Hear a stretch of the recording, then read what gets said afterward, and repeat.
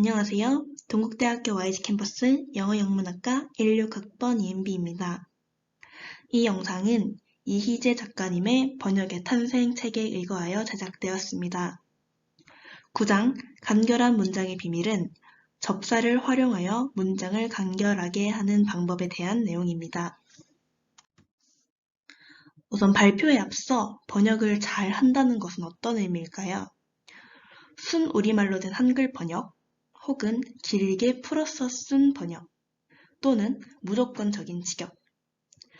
적어도 이 번역의 탄생 책에서는 이 모든 걸 잊고 이렇게 말씀하고 계십니다. 간결할수록 좋다. 즉, 우리는 이 원어가 지닌 의미의 결을 섬세하게 표현하고자 하는 욕구가 있기 때문에 굉장히 길어질 위험이 있는데요. 그렇기에 이 이희재 작가님은 번역을 잘 한다는 것은 우선은 간결할수록 좋다는 메시지를 내포하고 있습니다. 간결해지기 위한 방법은 여러 가지가 있지만 그중 접사에 대해서 한번 설명해 보도록 하겠습니다. 접사란 우선 무엇인가요? 그 자체로 독립적으로 쓰일 수는 없지만 다른 단어에 들러붙어 뜻을 풍부하게 해주거나 품사를 바꾸어주는 역할을 하는 말입니다. 덧말이라고도 하는데요.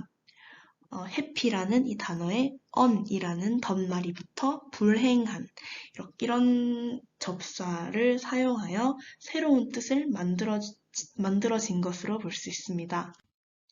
접사는 위치에 따라 두 가지로 종류가 나누어지는데요. 바로 단어의 앞에 붙는 접두사와 단어의 뒤에 붙는 접미사가 있습니다.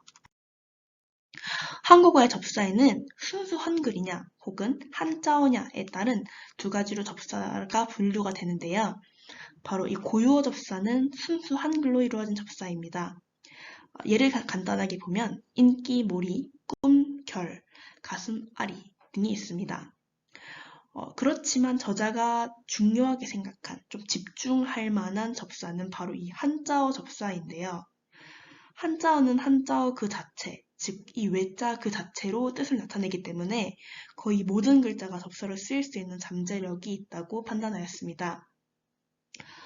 예를 보면 shortage of food, 여기서 shortage는 부족이라는 말이지만 이 식량 부족을 한자어 접사, 즉 이 난을 사용하여 식량난으로 간결하게 사용했고, 또 temporary name 같은 경우에도 temporary, 임시의 이름이 아닌 그냥 가칭으로 이런 식으로 한자어를 사용하여 훨씬 간결하고 명쾌하게 번역을 한 것을 볼 수 있습니다.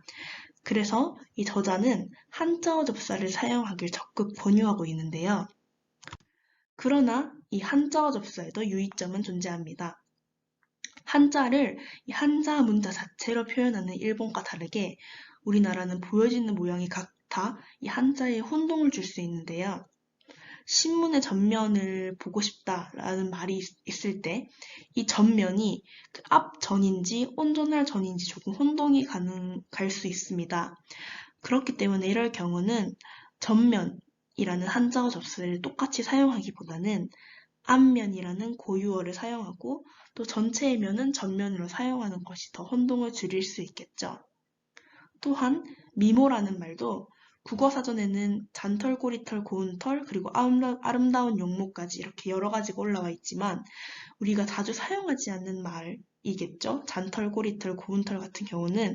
그렇기 때문에 이럴 경우는 한글로 그 자체를 써주시고, 그리고 아름다운 용모, 우리가 통상적으로 사용되는 이 단어의 경우에만 미모를 사용하는 것이 더 적절하다고 볼 수 있겠습니다. 두 번째로는 이 간결한 표현을 선호하지만 실생활에는 잘 쓰이지 않는 과학기술어가 있는데요. 반중력 장치일 경우 반이 그 중력의 반대인지 반중력 장치인지 혹은 반만 중력인 장치인지 좀 의미가 애매모호할 수 있는데 이럴 경우에는 반이라는 한자어를 사용하는 것보다는 맞이라는 고유어 접사를 사용하는 것이 더 명쾌합니다. 비킬사 같은 이 한자도 마찬가지인데요. 사면, 사각의 경우 혼동을 주는 한자가 많죠. 그렇기 때문에 사각, 사면보다는 고유어 접사인 빗면 빗각을 사용하는 것이 훨씬 더 명쾌한 번역이 되겠습니다. 접사에도 물론 남용을 하면 안 되는데요. 이미 감정이 들어간 명사에 뭐뭐감, 또 뭐뭐심 같은 경우를 사용하는 것은 이중 의미가 되기 때문에 조금 줄여주시는 것이 좋습니다. 또한 이미 명사인데 동명사 형태로, 즉 뭐뭐함, 뭐뭐스러움으로 만들어주는 전비사도 마찬가지로 주의해 주시면 좋겠습니다. 바로 탐욕스러움을 비겁함, 무정함 등으로 이미 명사인데 명사 형태로 만들어주는 이 전미사는 굉장히 불필요한 접사겠죠.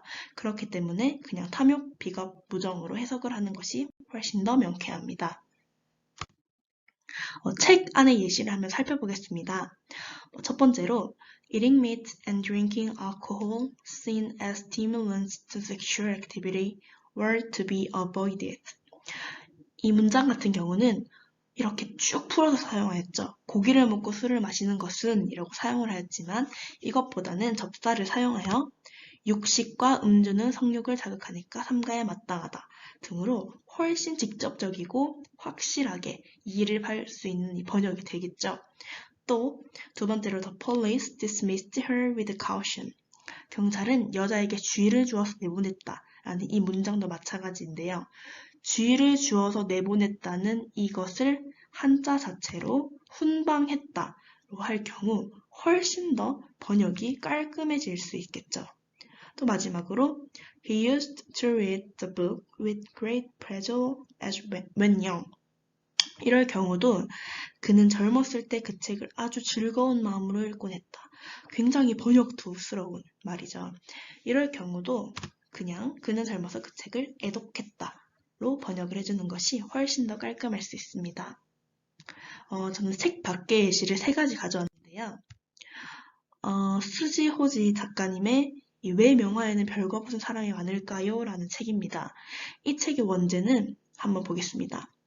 Why is art full of naked people? 여기서 full of naked people을 그냥 벌거벗은 사람이라고 여기서는 번역을 하였는데 저는 그렇게보다는 여기서 full of를 전미사를 사용하여 뭐뭐 투성이 그리고 naked people을 나라는 한자어 접두사를 사용하여 명화는 왜 나체 투성이일까? 라고 번역을 하였습니다.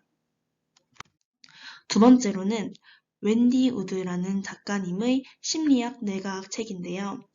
이 책은 외래어 그 자체로 헤빗이라는 제목을 달고 출시가 되었는데 이렇게 하는 경우에는 외래어 이 헤빗이라는 단어를 모르는 사람의 경우 굉장히 이 책이 어떤 책인지 모호할 수 있기 때문에 이 책의 원제를 우선 보면 good habits and bad habits 이 때문에 저는 이 선과 악이라는 한자어 접두사를 사용하여 선습과 악습으로 번역을 해보았습니다.